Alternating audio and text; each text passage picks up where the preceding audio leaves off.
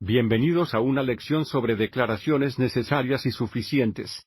P es necesaria para Q, donde P es una condición necesaria para Q, significa si Q entonces P. P es suficiente para Q, donde P es una condición suficiente para Q, significa si P entonces Q, y si P es necesaria y suficiente para Q, entonces tenemos P si y solo si P. Para entender mejor el lenguaje de lo necesario y suficiente, veamos un ejemplo. Recuperar del cálculo si la función es diferenciable en un punto C, entonces es continuo en C, pero que lo contrario de esta afirmación no es cierta donde ocurre lo contrario si la función es continua en C, entonces es diferenciable en C. De nuevo, esto no es cierto.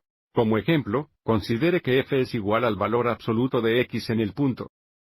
Bueno, primero fíjate en el es continua en todo su dominio, sin embargo, en el punto tenemos esta esquina afilada y, por lo tanto, la función no es diferenciable. Así que la función es continua pero no es diferenciable.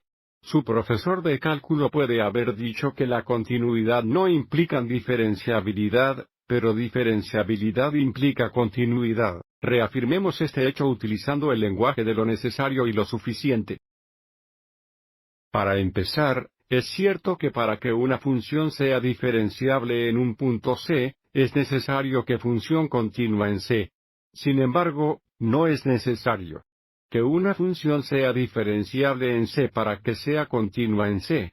Y también es cierto que para sea continuo en el punto C, basta con que el función diferenciable en C.